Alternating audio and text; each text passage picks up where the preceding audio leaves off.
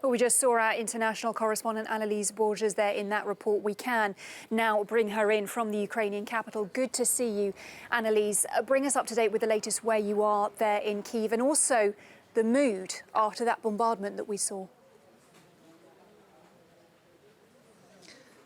Hi there. Well, on day 19 of Russia's offensive in Ukraine, and residents of the capital, Kyiv, woke up to the sound of those air raid alarms once again, a sound that they say they are growing increasingly used to. But those sounds today, those alerts today did translate into multiple attacks across the Ukrainian capital and resulted in at least 2 deaths. As you mentioned, there at least one person dead in that apartment building and another person dead by shrapnel in the streets, showing that even when the defense systems here in the Ukrainian capital do work, those attacks can still kill. As for the mood, well, this is a very different city from when I was last here before the war started. It's a somber mood. Half of the 3 million inhabitants of Kyiv have now left the city.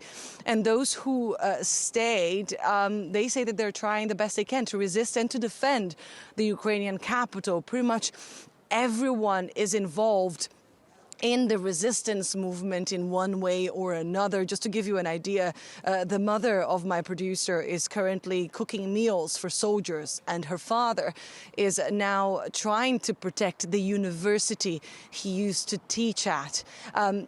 Meanwhile, of course, Russian forces continue to advance. We are getting reports of fierce fighting in the outskirts of Kyiv, and indeed we can actually hear loud sounds of explosions getting closer to the city center. Russian troops seem to be wanting to encircle the Ukrainian capital. They are advancing from the east and from the northwest of the city.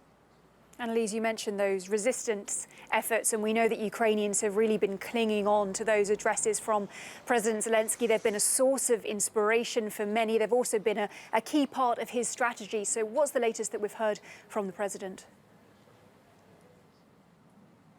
Indeed, it's quite interesting to witness how many Ukrainians will tell you that they weren't too happy about Volodymyr Zelensky before the war started. But the very fact that he stayed here, that he didn't flee the country, and of course these daily addresses trying to motivate people, trying to motivate troops, but also this civil resistance movement, really seem to indicate that people are growing increasingly fond of him and say that he can be indeed a leader. Today he was supposed to address the European Council, but that appearance was cancelled, and he later released a video message, a message of defiance addressing Ukrainians, calling on them to hold on, to fight on, for victory would be theirs.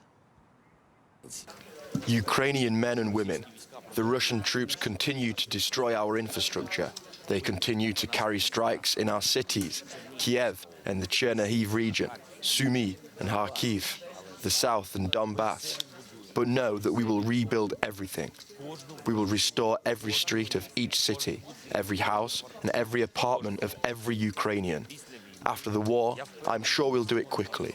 We'll devote all our strength and all the help of the world to this.